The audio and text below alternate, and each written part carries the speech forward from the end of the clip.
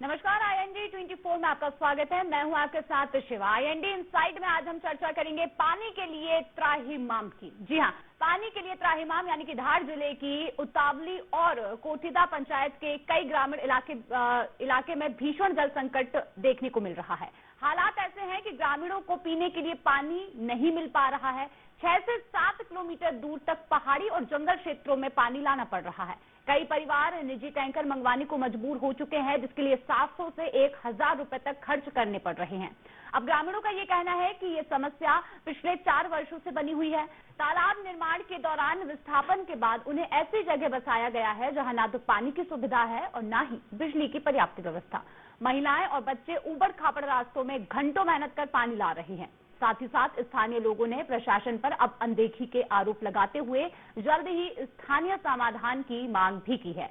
भीषण गर्मी में पानी की किल्लत से ग्रामीणों का जनजीवन बुरी तरह प्रभावित हो रहा है और आज इसी मुद्दे पर हम चर्चा करेंगे, लेकिन उससे पहले जान लेते हैं ग्रामीणों ने आखिर क्या कुछ कहा है।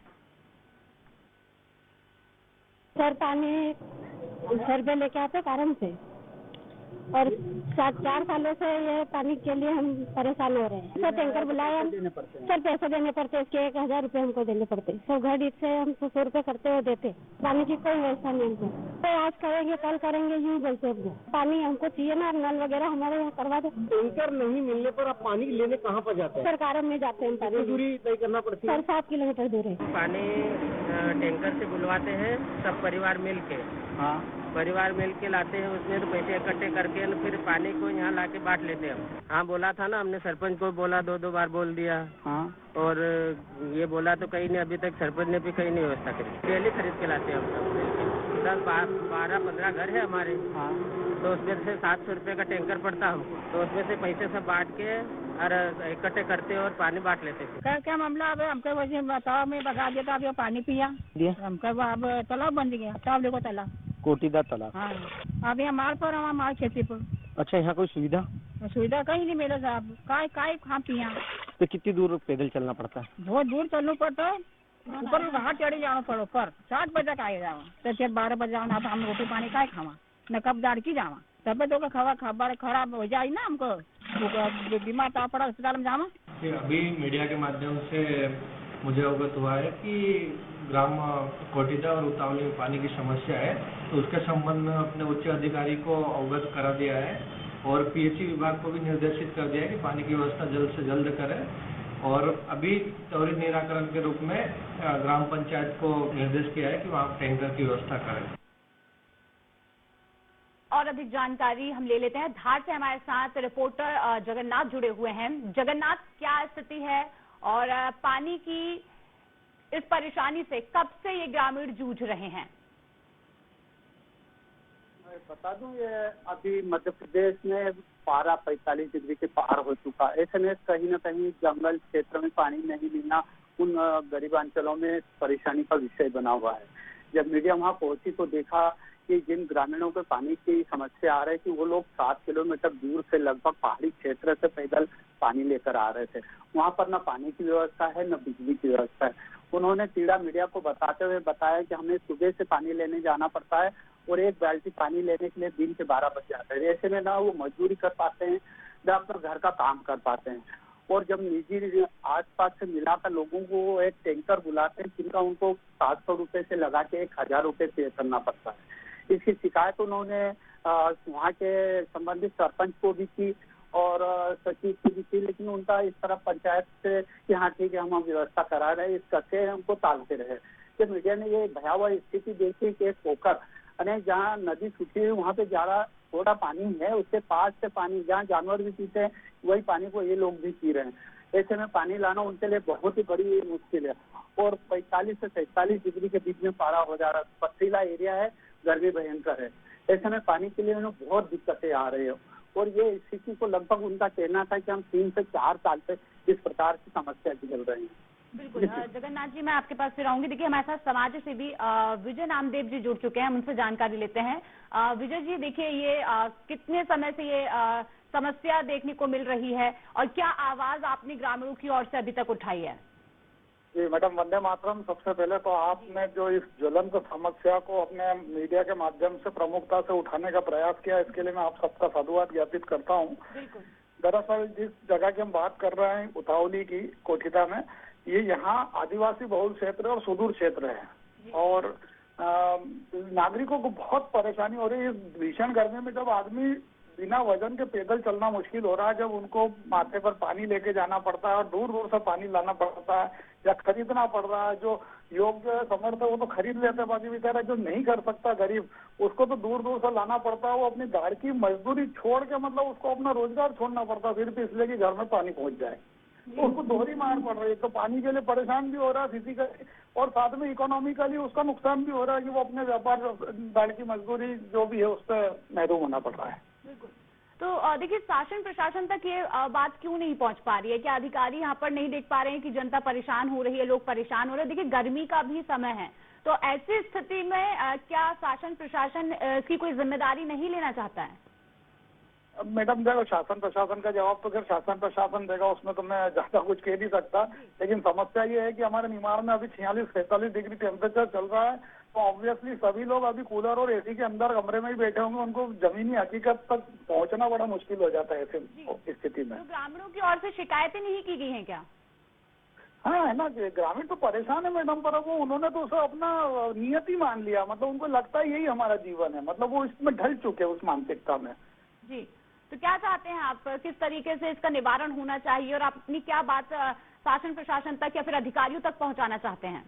निवारण ये है कि मानवीय संवेदना के आधार पे इसको लिया जाए। शासन प्रशासन आलोचना इन सब चीजों से परे उठ के जो एक मानव मात्र को जो एक समस्या है, जो उसकी संवेदना को हम समझे कि इस भीषण गर्मी में जो अधिकारी, मैं कह रहा हूँ, मैं जो लोग इसके लिए जिसकी पावर है कि इन समस्या को दूर कर सकते हैं, वो थोड़ी देर इस धूप में निकले ना और 2 बाल्टी पानी अपने सिर पर रख के, अंडा भेड़ा रख के और चल के देख ले तो पता चल जाएगा पानी कैसे आता है गर्मी में, धूप में। बिल्कुल। विजय जी, अभी क्या स्थिति है? अभी पानी के लिए कैसे ग्रामीण अपनी जरूरतों को पूरा कर पा रहे हैं? विकट समस्याओं से ग्रस्त है ना मैडम, वो तो बेचारे भोले भाले आदिवासी, उनको तो इतना भी नहीं मालूम कि इसकी समस्या के लिए किसके पास जाना। ज्यादा ज्यादा सरपंच तक चले जाते हैं, सरपंच महोदय भी अपने आगे पहुंचा देते शिकायत जो भी है। वो तो करना तो ऊपर के अधिकारियों को रहता है, उनको थोड़ा सा संज्ञान लेना पड़ेगा मानवीय संवेदना के आधार पर। बिल्कुल विजय जी, देखिए आपकी समस्या को बताने के लिए बहुत बहुत धन्यवाद। और देखिए जगन्नाथ जी, मैं आपके पास दोबारा आना चाहूंगी। अभी हमने विजय जी से बात की है जो कि समाज सेवी हैं। उन्होंने साफ तौर पर ये कहा है कि लोग उस दिनचर्या को अपना चुके हैं, यानी कि काफी लंबे समय से पानी के लिए लोग तरस रहे हैं और उनकी बातें नहीं सुनी जा रही। आखिर ऐसी स्थिति क्यों बनी हुई है? जगन्नाथ जी, क्या लगता है?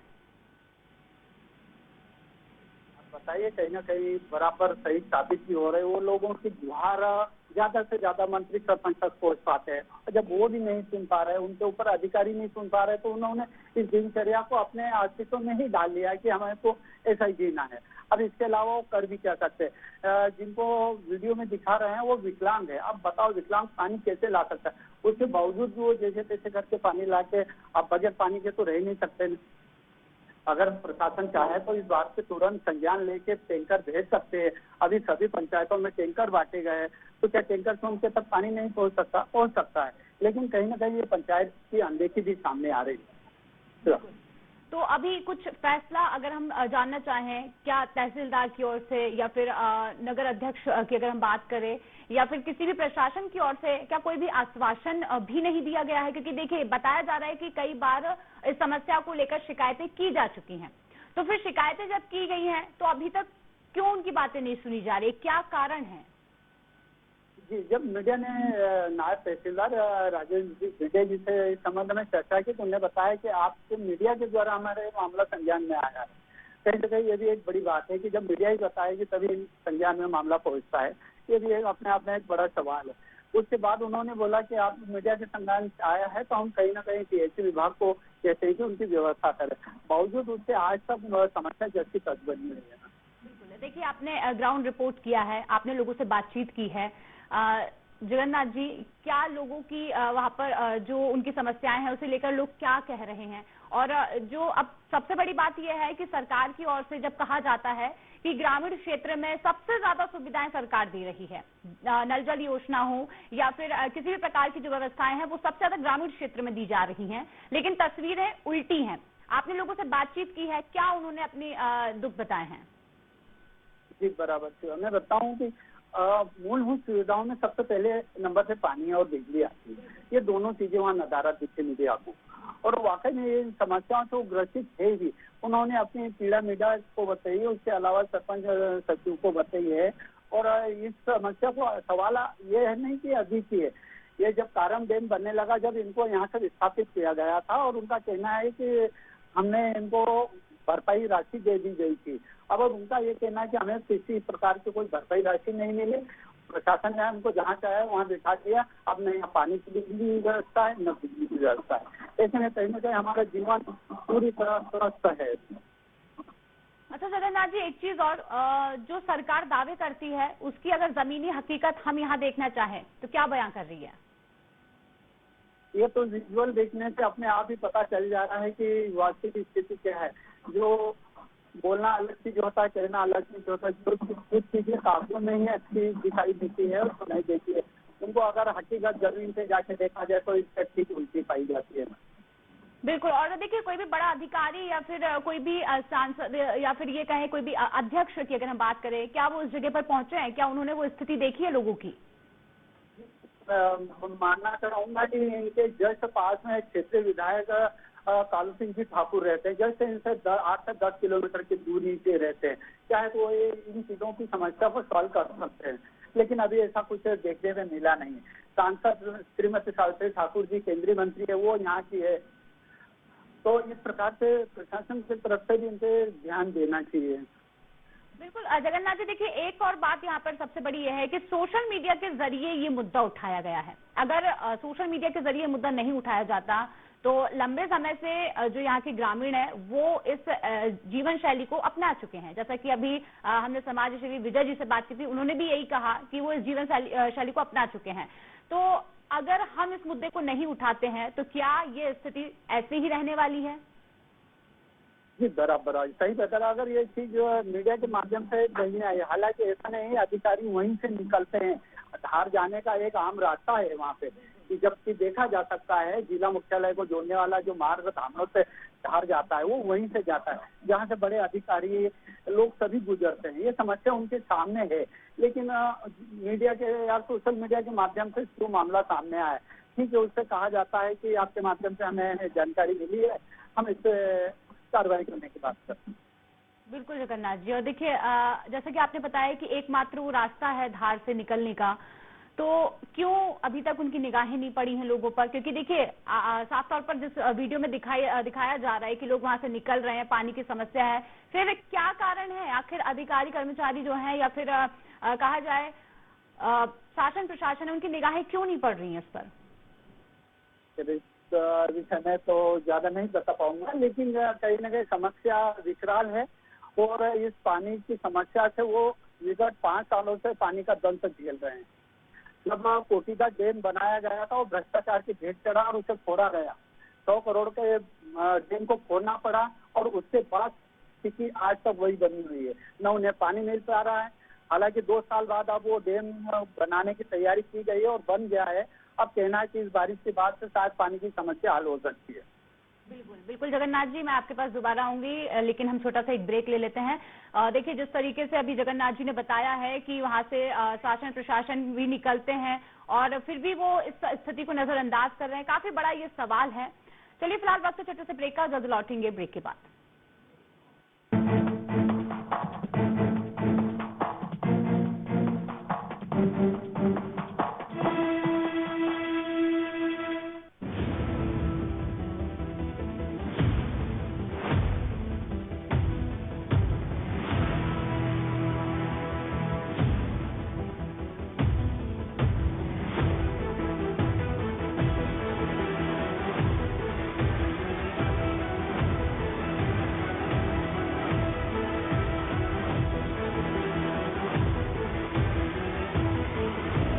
द नवीन पुरोहित शो देखिए सिर्फ और सिर्फ IND 24 पर।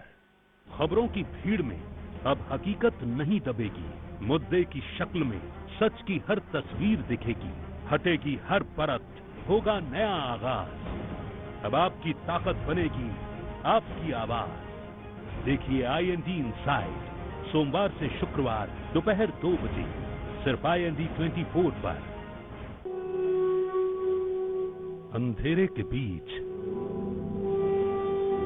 सवेरे की आस, दम तोड़ती उम्मीद जो चाहे विश्वास, सपनों की आस में पथराती आंखें, आपकी घुटन को मिलेगी हमारी आवाज।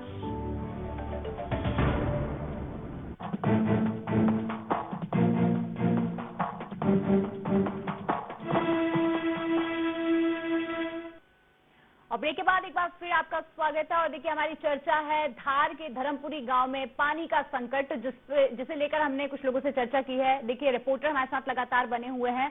हम जगन्नाथ जी, अब फिर इस चर्चा में ये जानना चाहते हैं कि अब ग्रामीणों की क्या इच्छा है, ग्रामीण क्या चाहते हैं, क्योंकि देखिए लंबे समय से तो उनकी बातें सुनी नहीं जा रही हैं। क्या उन्होंने आगे इस पूरी समस्या को लेकर कोई भी उग्र आंदोलन या फिर किसी बात को लेकर चेतावनी दी है? जब इस संबंध में मीडिया ने उनसे चर्चा करनी चाहिए तो उन्होंने सबसे बोला कि ये हमारा मेन मुद्दा है। जब वोट के समय आते हैं तो हमारे से वोट मांगे जाते हैं, उसके बाद से प्रतिनिधि इस ओर झांकते भी नहीं है। कहीं ना कहीं इसका गुस्सा वो सामने आने वाले चुनाव में दिखा सकते हैं। खास तौर पे अगर पानी नहीं जनता को अगर पिला पाए तो इससे बड़ी मुख्य इसमें समस्याओं में पानी और बिजली तो आती है, बाकी तो सब अपने हिसाब से और भी सब कुछ मैनेज हो जाता है, लेकिन ये सबसे बड़ी समस्या है। इसको लेके उन ग्रामीणों ने बोला अगर नहीं होगा ज्यादा हम कलेक्टर महोदय तक जाएंगे। इस प्रकार की उन्होंने मीडिया को अपने समस्या बताई है। बिल्कुल, देखिए जिस तरीके से अगर हम अधिकारियों से भी संपर्क करने की कोशिश कर रहे हैं तो वो हमसे संपर्क ही नहीं करना चाहते हैं। इस बात का जवाब देने के लिए अगर हम उनसे कोशिश कर रहे हैं ये जानने के लिए कि ये स्थिति क्यों निर्मित हुई है, तो उसके बाद भी अगर जवाब देने से क्यों बच रहे हैं वो? जी बराबर, मैंने भी PHC के SDO मुकेश जमराज जी से बात की तो एक बार उन्होंने फोन उठा लिया, उसके बाद दूसरी बार वो फोन भी नहीं उठा रहे। कहीं ना कहीं जिम्मेदारी उनकी भी बनती है। PHC विभाग से है कि जल संसाधन में भी उनकी पूर्ति की जाए, लेकिन जब वही उनकी बात को सुनेंगे तो कौन करता है। बिल्कुल, जिम्मेदार अधिकारियों से अगर बात करने की कोशिश हम कर रहे हैं तो वो भी नई बात करना चाहते हैं। देखिए जगन्नाथ जी, जो तस्वीर है वो साफ तौर पर ये दिखा रही है कि ये आज की तस्वीर तो नहीं है। तो क्या लगता है कि कैसे अब इस समस्या का समाधान हो सकता है आखिर? अगर समस्या के समाधान की बात देखी जाए तो सभी पंचायतों में टैंकर बांटे हैं, क्योंकि हाईवे रोड है, हाईवे पे रोड पे खड़ा करके टैंकर से पानी बंटवाया जा सकता है, कोई बड़ी भारी बात नहीं।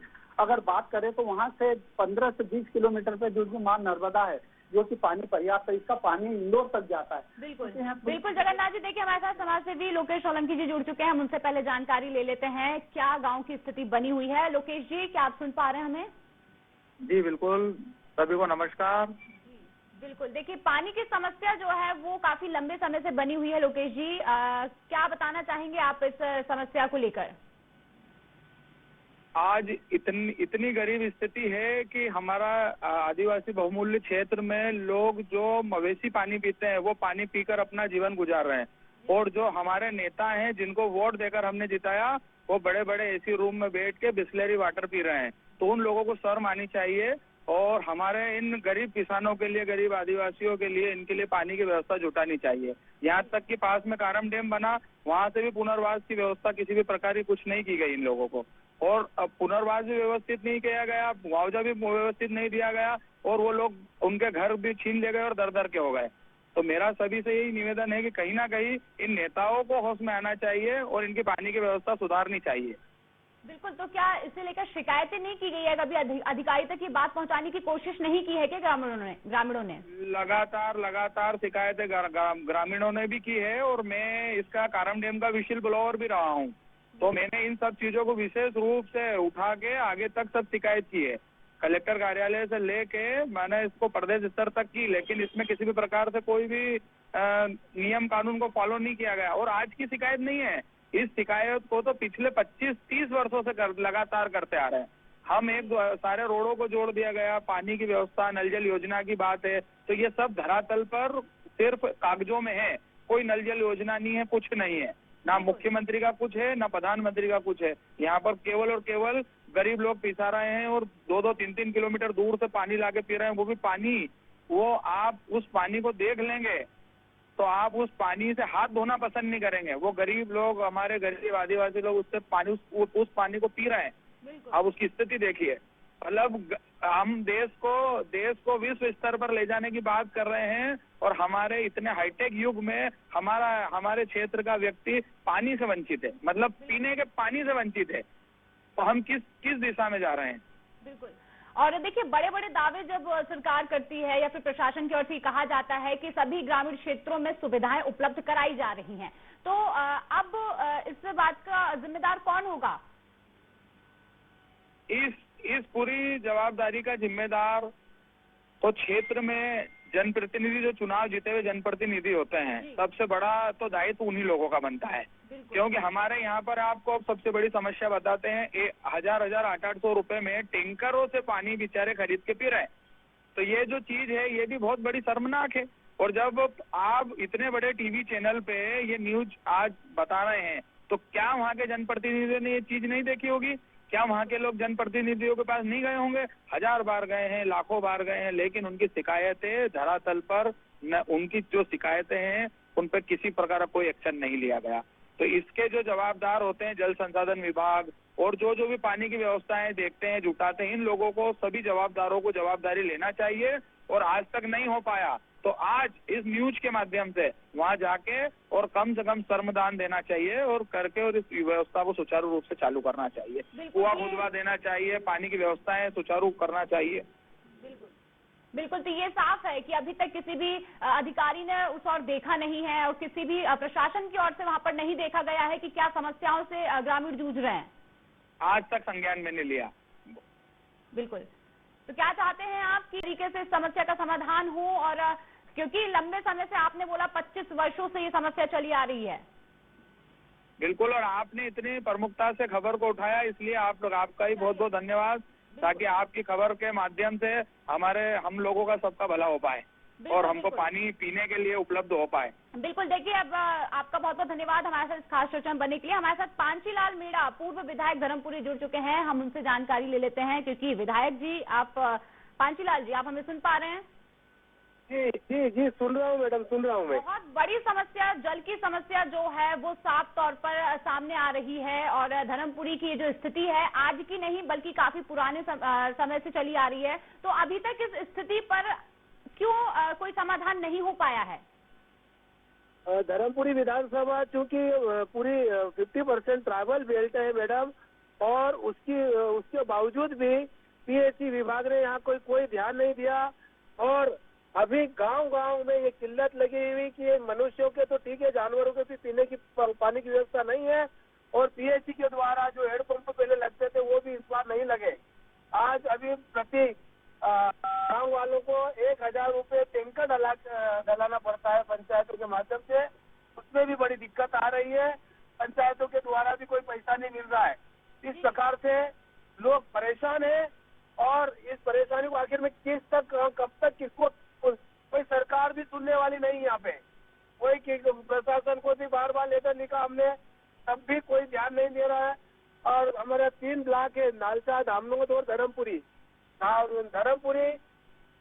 आधा और नालचा ब्लॉक तो पूरा ट्राइबल बेल्ट है। उसके बाद भी वहाँ पर कोई पानी की व्यवस्था नहीं है, नदी नाले भी सूख चुके हैं और लोग परेशान है, जानवर मरने के लिए तैयार है और दूर दूर ले जाकर के पानी पिलाना पड़ता है। कुएं बावड़ियों में भी पानी नहीं है। मांडव पर्यटक क्षेत्र होने के बाद भी वहाँ पर पानी की व्यवस्था नहीं होने के कारण पर्यटक लोग भी नहीं आ रहे हैं। जी, आप पूर्व विधायक रह चुके हैं, तो क्या आपने कोई ठोस कदम नहीं उठाए हैं इस समस्या का निदान करने के लिए? यार हमने कहा, अभी कलेक्टर साहब से कहा था, तो कलेक्टर साहब की नए जो कलेक्टर साहब से बदली हो गई, नए कलेक्टर साहब आए, वो अभी व्यवस्था में जुटे, पर फिर भी पानी की बहुत। बिल्कुल आपने अपनी समस्याएं बताई और देखिए धन्यवाद आपका। हमारे साथ अब जुड़ चुके हैं मुकेश जमरा जी, एसडीओपी धर्मपुरी, हम उनसे जानकारी ले लेते हैं। मुकेश जी, आप सुन पा रहे हैं हमें? Yes ma'am. देखिए, धर्मपुरी में काफी बड़ी समस्या है, वर्षों से पानी जो जल संकट है वो देखने को मिल रहा है। आखिर क्यों धर्मपुरी में ये स्थिति बनी हुई है, क्यों ग्रामीणों की बात नहीं सुनी जा रही है, क्या समस्याएं आ रही हैं? मैम एक्चुअल में मैं खुद भी विजिट पे गया था, वहाँ पे कारम डैम जो बना हुआ है तो उस गांव में लोगों को स्थापित किया डैम में जो डूब में आ रहे थे, तो उनको जल WRD विभाग के द्वारा कहीं बसाने के लिए कुछ प्लाट और कुछ फिक्स अमाउंट दिया गया, और उसके अलावा एक दूसरा ऑप्शन था उनको कि इतना अमाउंट पे फिर वो अपनी मर्जी से कहीं भी जाके बस जाए। तो उन्होंने वो ऑप्शन चुना कि हमको तो इतना मुआवजा दे दिया जाए, हम हमारे हिसाब से कहीं भी अन्यत्र बस जाएंगे, नहीं तो उनको WRD तालाब जो विभाग जल विभाग वो सारी सुविधाएं मुहैया करा के उपलब्ध करा था, बट उन्होंने अपना ऑप्शन चुना। और जहाँ पर भी अभी वो फिलहाल में बसे हैं, हम पिछले 2 सालों से वहाँ नलकूप खनन करने का प्रयास कर रहे हैं, पर वो इतनी करीब 600-700 फीट पहाड़ी ऊंचाई पे बसे हुए हैं, और वो जो गांव था उस गांव के राज्य सीमा से बाहर बसे हैं।